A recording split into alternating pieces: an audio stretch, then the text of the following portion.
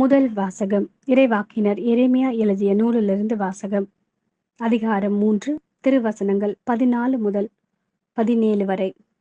மக்களே, என்னிடம் திரும்பி வாருங்கள், ஏனெனில் நானே உங்கள் தலைவன். நகருக்கு ஒருவரையும் குடும்பத்திற்கு இருவரையுமாக தெரிந்தெடுத்து உங்களை சீயோனுக்கு கூட்டி வந்தேன். என் இதயத்திற்கேற்ப மேய்ப்பர்களை உங்களுக்கு கொடுப்பேன். அவர்கள் உங்களை அறிவுடனும் முன்மதியுடனும் வழி நடத்துவார்கள். நீங்கள் நாட்டில் பல்கி பெருகும் அக்காலத்தில் யாரும் ஆண்டவரின் உடன்படிக்கை பேழையை பற்றியே பேச மாட்டார்கள். அது அவர்கள் எண்ணத்திலோ நினைவிலோ இராது.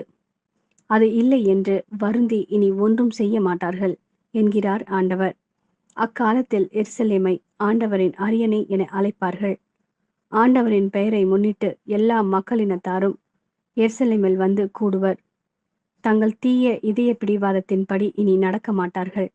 இது ஆண்டவரின் அருள்வாக்கு. இறைவா, உமக்கு நன்றி. மத்தேயு எழுதிய நற்செய்தி.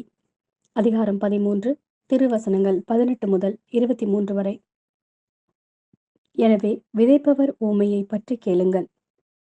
வழியோரம் விதைக்கப்பட்ட விதைகளுக்கு ஒப்பானோர் இறையாட்சியை குறித்து இறை வார்த்தையை கேட்டும் புரிந்து கொள்ள மாட்டார்கள்.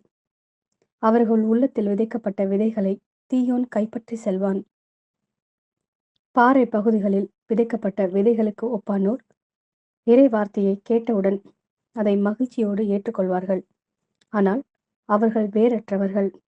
எனவே அவர்கள் சிறிது காலமே நிலைத்திருப்பார்கள். இறை வார்த்தையின் பொருட்டு வேதனையோ இன்னலோ நேர்ந்த உடனே தடுமாற்றம் அடைவார்கள். முட்செடிகளுக்கு இடையில் விழுந்த விதைக்கு ஒப்பானோர் இறை வார்த்தையை கேட்டும் உலக கவலையும் செல்வ மாயையும் அவ்வார்த்தையை நெருக்கி விடுவதால் பயனளிக்க மாட்டார்கள். நல்ல நிலத்தில் விதைக்கப்பட்ட விதைகளுக்கு ஒப்பானோர் இறை வார்த்தையை கேட்டு புரிந்து கொள்வார்கள்.